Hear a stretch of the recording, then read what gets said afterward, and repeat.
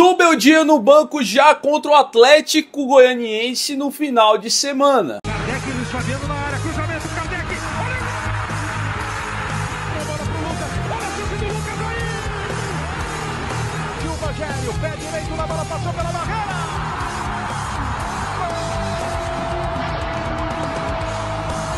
Salve, salve galera ligada aqui no canal do Barbudo Tricolor, sejam todos muito bem-vindos a mais um vídeo. E nesse vídeo a gente vai falar de Zubeldia, vai falar do próximo jogo, vai falar como o time do Zubeldia joga, vai falar de bastidores, de valores, de técnico, de opções que tinha e muito mais. Antes de mais nada, vou pedir para você para se inscrever no canal, se inscreve no canal que tá aqui o botão de inscrever-se aqui embaixo. Mais de 50% das pessoas que assistem diariamente nossos vídeos não são inscritas.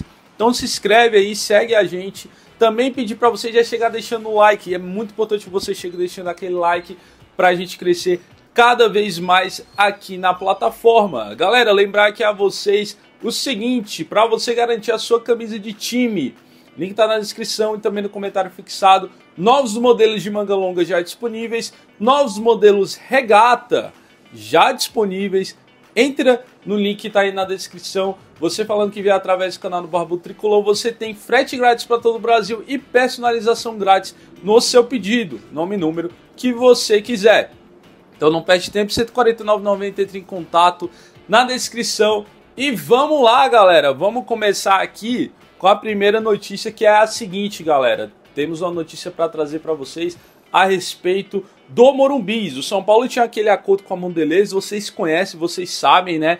Que é colocar aí o nome do letreiro que fica na frente do estádio de Morumbi. A gente já trouxe até imagens aqui para vocês.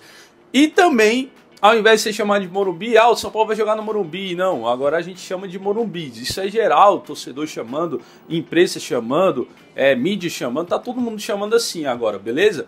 Só que aí o que aconteceu? Teve um problema com isso, tá, galera? Eu já contei pra vocês até que o seguinte, tiraram aquele letreiro antigo que tinha, né, que a gente viu já histórico, a gente toda vez olhava lá quando ia assistir o jogo no Morumbi, e aquele letreiro ia inclusive ser leiloado, ia ser aberto para os torcedores, mas para aquela galera que tem mais dinheiro, né, para quem quisesse ter aquele letreiro, entraria no leilão. Quem tivesse mais grana, quem oferecesse mais, levaria o próprio letreiro original que está ali no estádio, que estava lá no estádio, para a sua casa, como uma espécie de coleção. Tem muita gente que gosta disso, achei válido. Só que aí, o que acontece? Confeccionaram, teve até um evento lá dentro do Morumbi com algumas pessoas convidadas, e o letreiro lá, né, também de Morumbis, foi preparado para colocar lá na frente do estádio, tudo certinho, iam colocar, já estava tudo certo, tudo beleza, só que foi brecado, tá, galera? Não está sendo possível colocar no momento, e o motivo é muito simples, a galera até já levantou, será que vão voltar atrás? Será que vai deixar de existir essa parceria do São Paulo com a Mondelez, com o Morumbis, por causa disso? E a resposta é não, tá? Isso não interfere. O que acontece? Tem uma lei no estádio de São Paulo a respeito de poluição visual, né? E tem também a questão ali de ajuste de tamanho de letra para cada letra ali, pro geral ali não ficar tão espalhafatoso. E o que acontece? Deverá ocorrer essa mudança, refeito esse letreiro, para ser finalmente colocado ali na frente, na fachada do Morumbis, tá? Então tá tudo bem, tá tudo certo, só houve esse interpere, mas logo logo vai estar legal. Antes das próximas notícias que a gente vai comentar aqui com vocês, também lembrar você para fazer a sua conta na PagBet. O link tá aqui na descrição, a melhor casa de apostas do Brasil para você fazer o seu palpite, beleza? E uma coisa aqui, tá, galera? Se você estiver vendo por outra rede social, você pode estar acessando o link que está na bio, tranquilo? A PagBet é a melhor casa de apostas do Brasil e nesse fim de semana a gente vai ter muitos jogos, vamos ter muitos jogos aí, cara, que é Manchester City, Chelsea, Borussia Dortmund e Bayer Leverkusen, um Bavi, Vitória e Bahia, Fluminense e Vasco, vai ter Palmeiras e Flamengo, vai ter o nosso São Paulo e Atlético Goianiense, jogo bom não falta, para você acompanhar e para você fazer a sua aposta na PagBet. Uma novidade aqui para vocês que eu venho contar é a seguinte, tá? Você que fizer o depósito na PagBet, você vai poder entrar no meu grupo, tanto o meu grupo de resenha quanto o meu grupo de palpites. Se você não sabe, eu sou um apostador profissional, e eu mando lá os meus palpites, tá? Então basta você criar a conta e falar comigo, você pode mandar mensagem lá no Insta. Não perde tempo, PagBet acertou, tá pago. Galera, então vamos lá para a próxima notícia, que é a seguinte, tá? Com a queda do Carpini foi oficializado o aproveitamento dele à frente do São Paulo, o aproveitamento dele como técnico do São Paulo, e eu já vejo muita gente comparando que ele teve 50%, e aí comparando com o Dorival, que teve 51%, e teve gente defendendo o Carpini falando que o Carpini dá certo, vocês ficam aí toda hora de mimimi, vocês ficam toda hora exagerando, técnico nenhum tem paz aqui no São Paulo. Olha aí, teve quase o mesmo aproveitamento do Dorival. E aí teve gente também mencionando o Rogério Ceni, porque o Rogério Ceni saiu aqui do São Paulo com aproveitamento de aproximadamente 60%, um aproveitamento consideravelmente melhor do que o do Dorival, né? Mas, o que acontece? O Rogério Ceni chegou na final e teve muito desgaste, né? Tanto Campeonato Brasileiro que ele também conseguiu não ir bem, pegando uma pré-temporada, tendo as contratações que pediu. Ele também chegou na final de Sul-Americano, o time não jogou nada. Chegou na final de Campeonato Paulista, o time tomou uma goleada do Palmeiras lá no Allianz. Muitas coisas desgastaram aí em relação ao Rogério Ceni, além dele ter fatores extracampo de condução de vestiário que deixa o torcedor muito irritado. Mas aí vem o Carpini com 50%, e eu acho até uma brincadeira comparar com os 51% do Dorival, já que o Carpini treinou a equipe do São Paulo, teve pré-temporada, tá?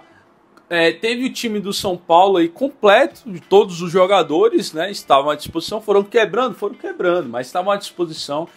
Ele jogou o Campeonato Paulista, enfrentou Ponte Preta, Santos na Série B, Red Bull Bragantino, dentro do estado de São Paulo, Novo Horizontino, e ele não conseguiu um aproveitamento bom diante desses adversários.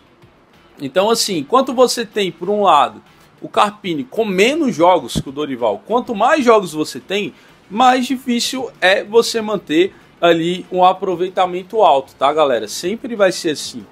E você compara os jogos do Carpini no Campeonato Paulista com o Dorival, pegando Corinthians na Copa do Brasil, ida e volta, pegando Palmeiras na Copa do Brasil, ida e volta, pegando o Flamengo mais de uma vez no Maracanã, entendeu? Então são jogos bem mais complicados, além de ter pego um Campeonato Brasileiro inteiro aí, adversários muito mais qualificados do que pegou o Thiago Carpini. Então, assim, eu não acho que a questão se o Dorival não ganha a Copa do Brasil, o trabalho dele seria uma porcaria, considerado uma porcaria.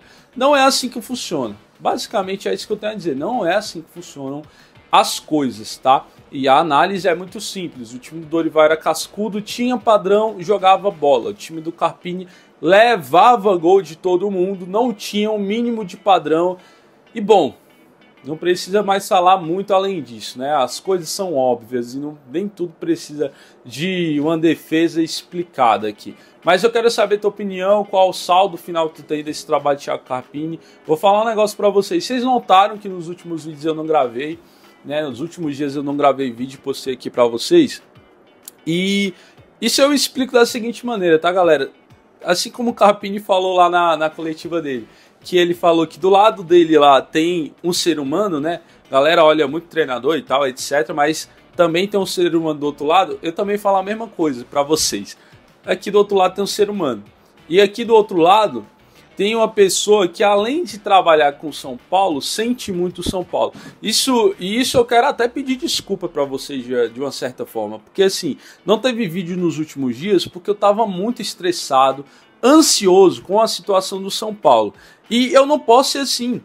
Independente se eu tô bem, se eu tô mal, certo? Se eu tô ansioso, não tô ansioso, se eu tô triste ou não tô com São Paulo, eu tenho que vir aqui conversar com vocês porque esse é o meu trabalho. Então eu venho pedir desculpa para vocês nesse quesito, mas estamos aqui e vai ter vídeo todo dia, tá? E em relação a isso, galera, e repito, fiquei muito bravo, não deixei de fazer conteúdo para as outras redes, então se você me acompanha nas outras redes sociais, se você não acompanha, me segue em todas as redes, tá? Mas se você não acompanha, eu postei lá diariamente nas outras redes sociais, teve alguns posts lá que realmente eu tava mais bravo, outros nem tanto, mas é um fato, mano, isso me deixa triste. Sabe por que me deixa triste? Porque o time do São Paulo fica brincando com a temporada, mano. Era um negócio óbvio e de onde você não espera nada, aí é que não vem nada mesmo, né?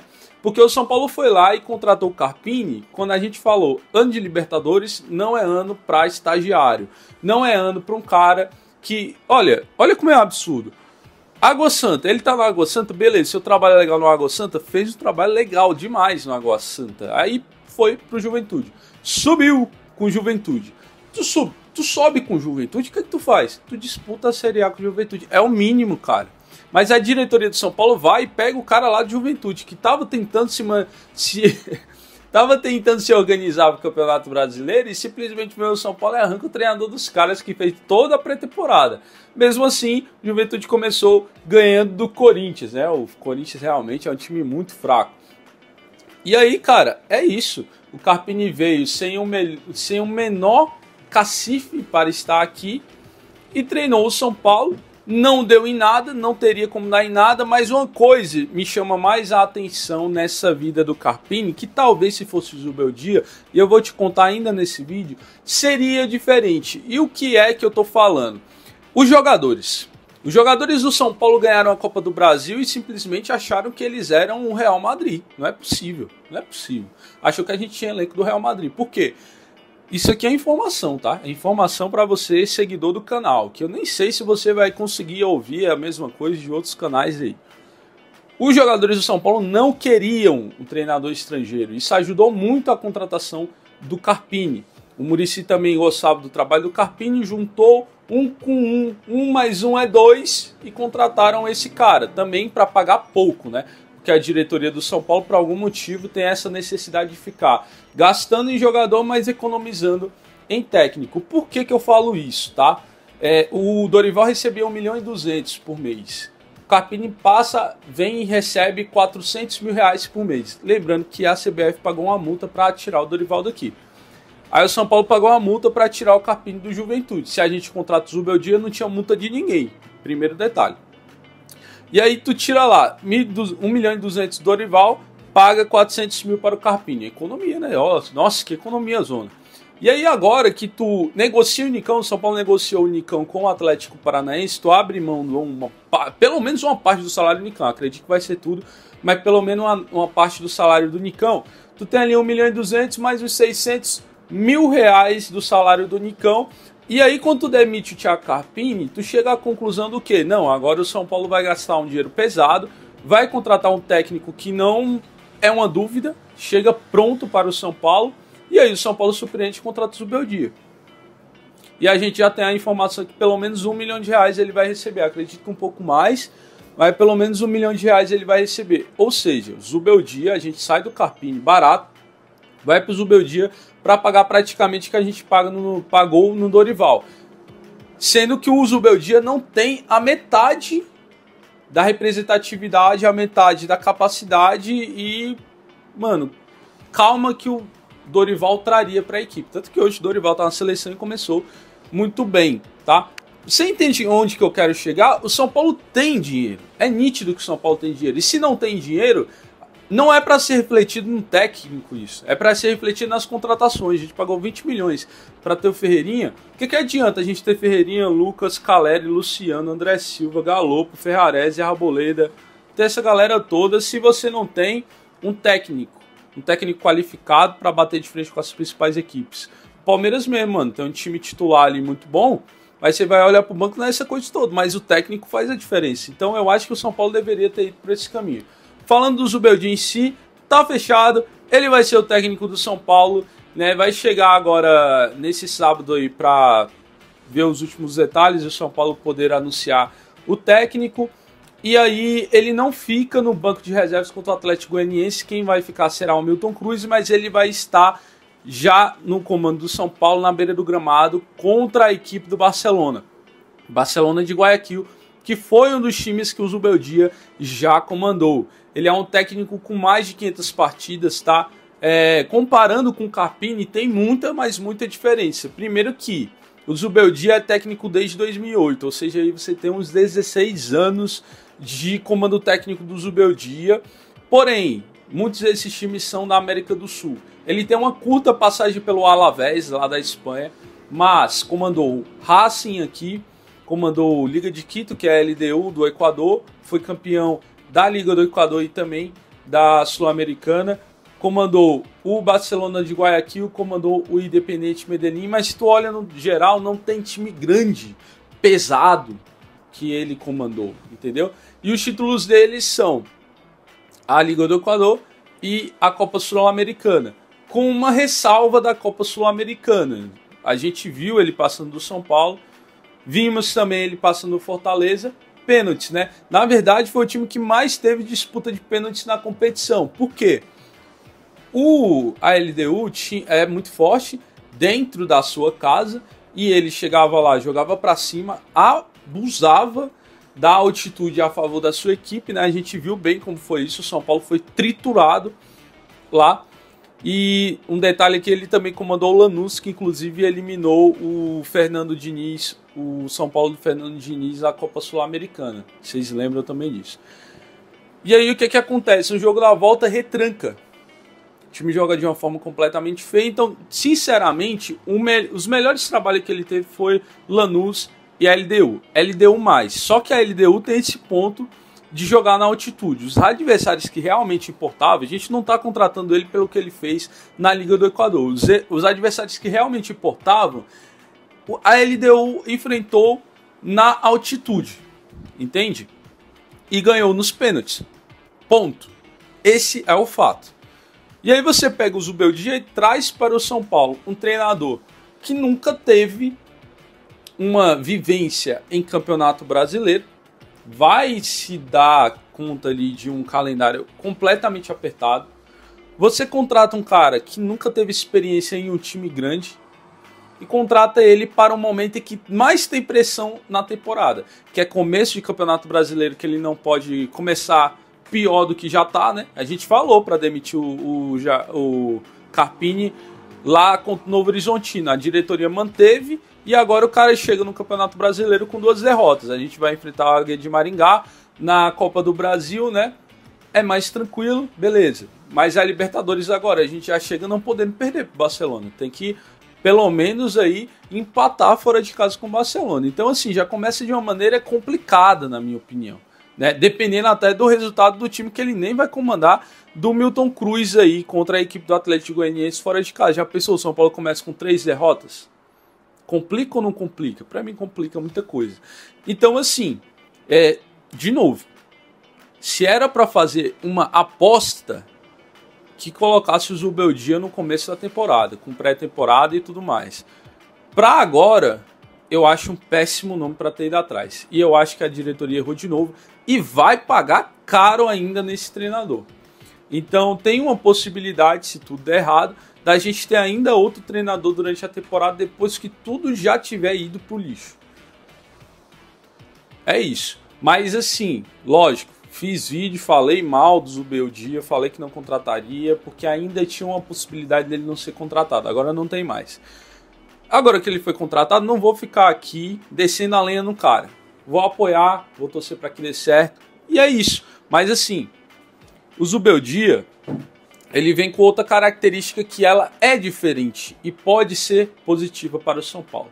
Que é um tipo sanguíneo,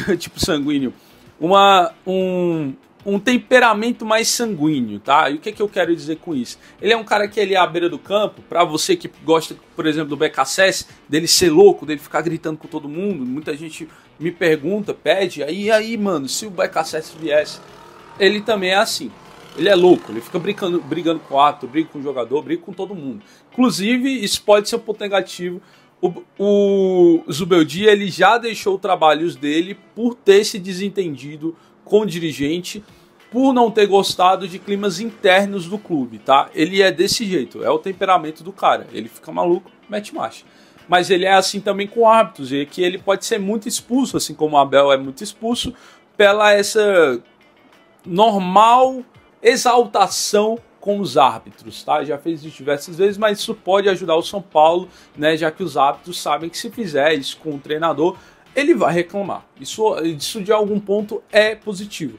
A segunda forma que isso é positivo, falei para vocês, jogador não escolhe treinador. Isso não existe. Não existe você chegar no seu trabalho e você escolher quem é que vai ser o seu chefe.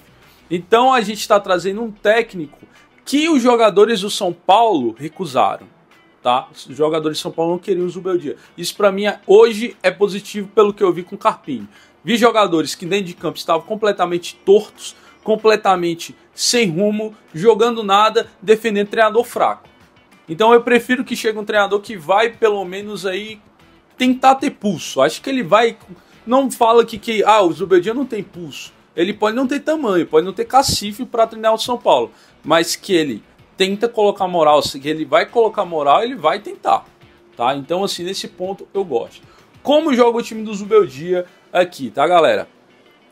Antes de eu falar sobre isso, vou falar sobre o Felipão e dos técnicos que o São Paulo foi atrás.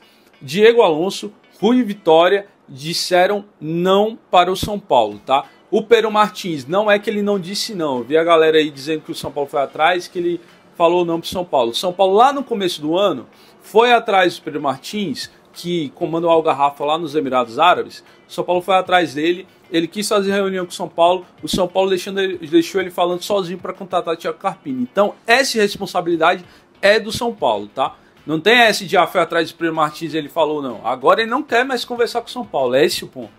Mas o São Paulo lá no começo foi atrás, ele quis conversar e o São Paulo optou por economizar dinheiro, tá? Vamos deixar as coisas muito bem claras aqui para o torcedor não ficar achando coisa errada, ok? E aí teve o Felipão que se ofereceu para o São Paulo para treinar o Tricolor e o São Paulo não quis, preferiu o Zubeldia. Eu hoje acharia melhor o Felipão. Já conhece o futebol brasileiro, foi terceiro colocado com o Atlético Mineiro a 4 pontos do Palmeiras de ser campeão brasileiro no ano passado. Ano retrasado foi finalista da Copa Libertadores com o Atlético Paranaense. Já comandou o Chelsea lá na Europa, já foi campeão do mundo. Eu acho que as coisas aqui, não precisa nem explicar muita coisa, né? Felipão e Zubeldia nem tem comparação um com o outro, tá? Mas já que contratou, vamos que vamos, tá? Como que joga o time do Zubeldia? Eu fiz 2 vídeos também nas outras redes sociais, mas vou explicar aqui para vocês. A forma de jogar é um pouco parecida com a do Carpini, mas vai parar de ter aquele chutão lá, ligação direta pro centroavante se virar com o zagueiro, vai parar de ter essa coisa. Acredito também que vai parar de o São Paulo levar gol de todo jogo e de todo mundo. Isso é bom também para o São Paulo. A gente tomou 2 gols do Tadieres, tomou 2 gols do Flamengo e tomou 2 gols do Fortaleza. A gente só não tomou gol do Cobressal. E o Cobressal ainda chegou com perigo 2 vezes, tá? E com ele vai ser diferente. Essa questão não vai ser desse jeito. Então como que joga? O esquema é parecido. Ele gosta de usar pontas e gosta de dar individualidade aos pontas. E aí vai ponto para o Eric e ponto para o Ferreirinha, que tem essas características. Mas a gente tem como titular, pelo menos com os últimos treinadores, o Wellington Rato e Lucas para essas posições. Podendo ele mudar, por exemplo, colocar o Caleri centralizado e o Lucas chegando por trás dele. E aí fica a questão do James Rodrigues. Por que eu falo de James Rodrigues? A forma com que o Zubeldia arma o jogo do São Paulo será desse jeito. São Paulo pega a posse, joga nos laterais ou em um volante. Chama a marcação para um lado. Isso é normal dele fazer nos jogos, tá? Chamou a marcação para um lado, inverte o jogo. Quem gosta muito de fazer isso, por exemplo, é o Wellington Rato. A gente já fez alguns gols essa temporada desse jeito, por exemplo. Por isso tem muita semelhança com o estilo de jogo do Carpini. E aí tem essa inversão de lados. O time do Zubeldia é muito físico. Por quê? Ele ataca com todos os jogadores e defende com todos os jogadores. E de novo vem a questão, e o James, como é que vai ficar nessa? Continuando. Investe o jogo, faz a jogada trabalhada, muitas das vezes a bola vai para o ponta vai para dentro do lateral adversário e tenta buscar o centroavante. Seja em cruzamento, seja em passe, com um facão, como por exemplo é muito bom fazendo o Gabigol aqui no Brasil. E o pivô, que lá no caso deles da LDU, era o Guerreiro que faz o pivô de uma maneira excelente. Toca no atacante, ele fez o pivô, ajeita para alguém que vem de trás, que nesse caso aqui do exemplo pode ser o Lucas ou o Ferreirinha. Esse jogador chega para concluir jogada. Tem muitos gols que saem não de uma forma muito plástica, não de uma forma muito bonita, mas isso gera muitas finalizações. Não é um time que toca muita bola, que faz muito nhen para ter finalização. Mas é diferente da forma que o Carpini usa o pivô. Como vocês pegaram no exemplo que eu acabei de dar, ele faz a jogada e dá a bola no pé do pivô para o pivô fazer a parede e tocar para quem vem de trás, ou receber uma bola numa condição de finalização melhor. E isso não necessariamente vem do meio de criação, vem dos pontas e também dos meio-campistas volantes, por exemplo. Já o Carpini era ligação direta, é chutão, mano. Acabou o papo, é chutão, casquinha do centroavante se ele conseguir e bola no ponta para tentar cruzar de volta para o centroavante. É esse o estilo de jogo do Carpini. O do Zubeldia você já notou, como eu falei aqui, que é diferente. Defendendo, tá? Defende geralmente em bloco, mas muito mais no 1 contra 1. O último técnico que teve isso no São Paulo foi o Crespo, né? E basicamente fica o duelo ali, jogador contra jogador, a partida inteira do jogo, tá? E aí o que acontece? Quando acontece essa defesa e o São Paulo recupera a bola, vai ser assim, né? O zagueiro, se recuperar um zagueiro, é normal também no time dele o zagueiro sair jogando, não tocar a bola, ele mesmo sair armando a partida, tá? É um negócio um pouco amador nesse aspecto, mas é assim que funciona com ele. O zagueiro já parte armando a partida sem precisar necessariamente sair o jogo em um meio campista. E aí ponto pro Diego Costa. Dos outros, todos os técnicos escalou ele como titular, ele tem essa característica de sair jogando, sair driblando. O Ferrares também tem, já o Arboleda nem tanto, tá? Outro detalhe que eu gostaria de deixar aqui para vocês, da parte ofensiva também que eu reparei do time dele, é o seguinte, eu falei para vocês, né? O time dele ataca com muita gente. Então, se por um lado você pode ter a qualidade do Rafinha do passe nessa inversão de bola que eu citei, você não vai ter a força do Rafinha chegando no ataque toda hora. Por que eu falo isso? Quando ele investe o jogo, passa o ponta correndo e passa o lateral correndo. E aí eles dobram para cima do lateral. E aí, ao mesmo tempo, aqui você já tem duas pessoas. Sobe do outro lado também o lateral e o ponta do outro lado. E sobe a galera fazendo pressão pelo meio. Ou seja, entra um centroavante, entra esse segundo atacante ou meia, que pode ser o Rames ou o Lucas, e mais 4 pessoas. São 6 pessoas no total atacando a área. Se o São Paulo perde a bola, tem que voltar todo mundo correndo. Então precisa de lateral muito físico. Lembrando que a gente não contratou ainda o lateral esquerdo, tá? Então ataca com muita gente. Vai ter muita gente para finalizar jogadas. E por isso que ele finaliza as jogadas. Se tu fica tocando e leva um contra-ataque, é muito mais exposto o time. Se tu finaliza a jogada, esses jogadores voltam e o São Paulo se arma novamente. Resumindo, essa é a forma do Zubeldia de jogar. Espero que vocês tenham gostado do vídeo. Não se esquece de fazer a sua conta na PagBet. Não se esquece de chamar para você garantir sua camisa. Tamo junto. Muito obrigado por assistir e até o próximo vídeo.